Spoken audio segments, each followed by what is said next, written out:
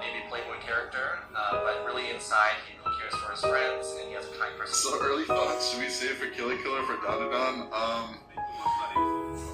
I don't really know until the kit's release, but if, like, I don't know, Kill la Kill, like, Hoka's still probably gonna be insane. So if you're a new player, I would probably still wait for Kill la Kill, but if you're a veteran, I think we call it raps on certain magical index. I think we're never getting that at this point.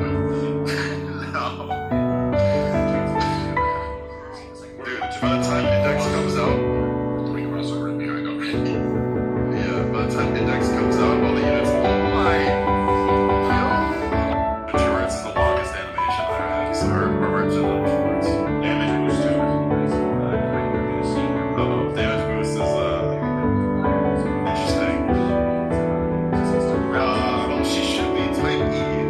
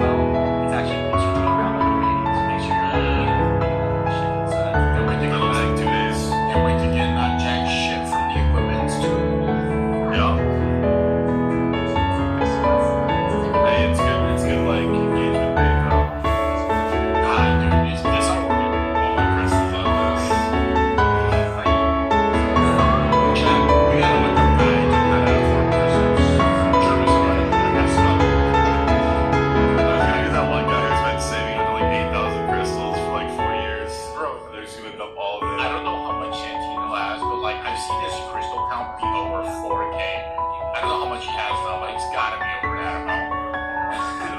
I used to have over 4K at one point, but then like Hoka and Mia figure in. The most I've had was I think it was like 3K. I don't know what happened to all the Christians after all that. So I just didn't think they'd drop another Donovan. Or another Donovan. I didn't think they'd drop like another anime that's like Donovan for a while. So all the people who thought they could save were surprised. yeah, I sent the message to my friends and it was just like time to hell. It was like,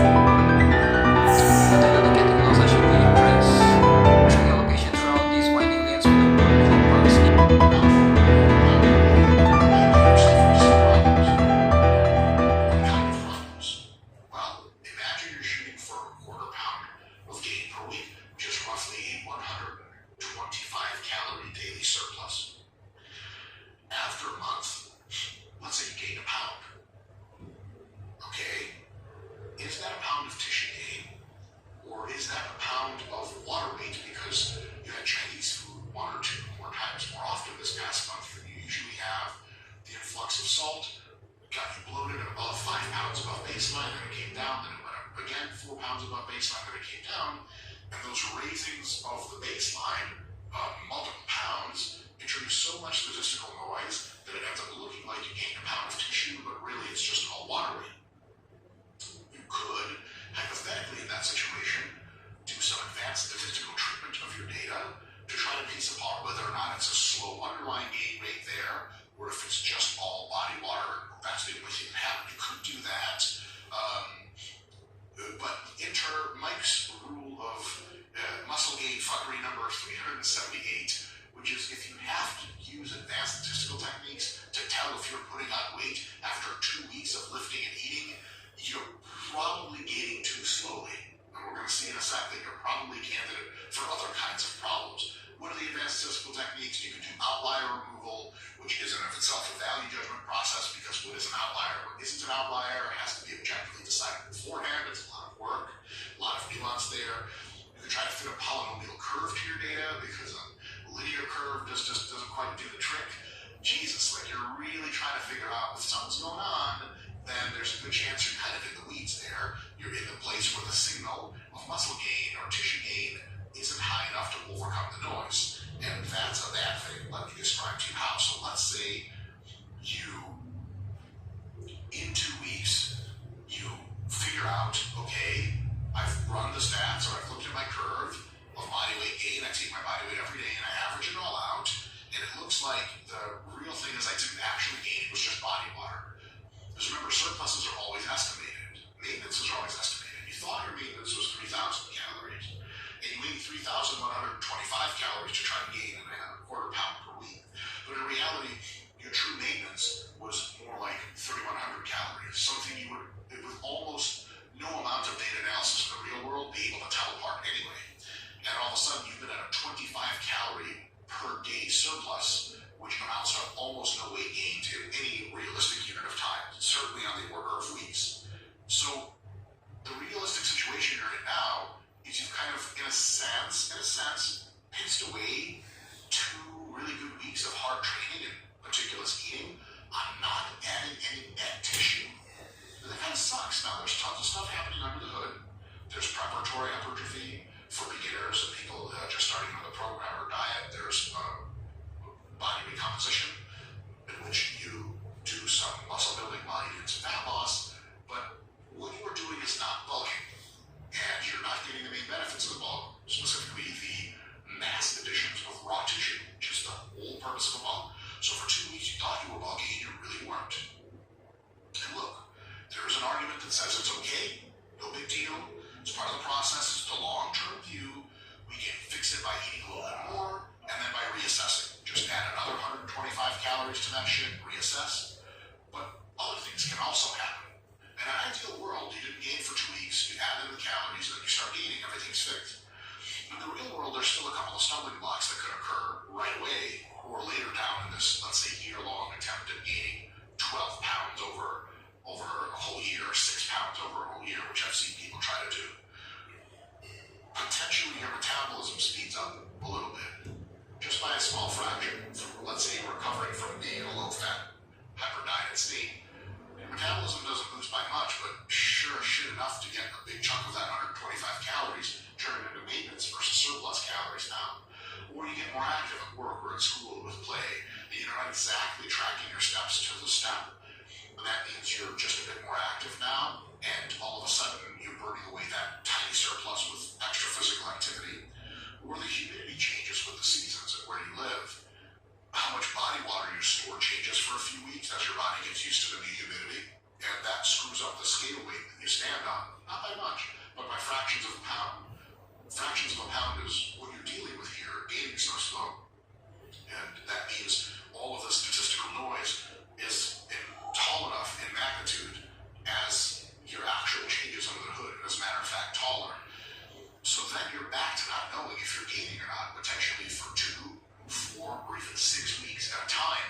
You don't really know if you're in a surplus, because the signal of the surplus is insurmountable to the statistical noise. You want the statistical noise fence to be short enough that you can peek over it and see if your actual gains are occurring. Now, let's